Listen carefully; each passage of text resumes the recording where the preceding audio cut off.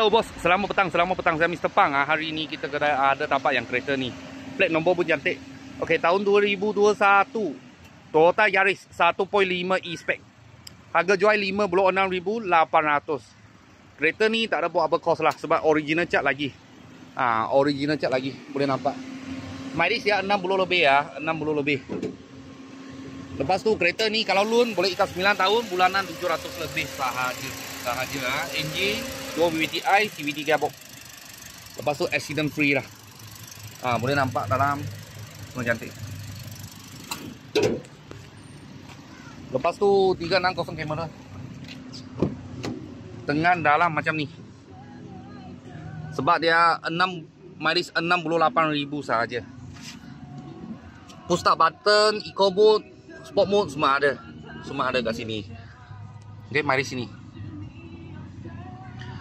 Lepas tu original punya Toyota touchscreen player lah. Touchscreen player. Kereta ini tak ada masalah. Bawa sedap. Serupa macam kereta baru. Belakang macam ni. Tapi dia hatchback lah. Sebab Yaris dia memang hatchback. Belakang. Tahun 2021 tahun 2021 Toyota Yaris 1.5 E-Spec.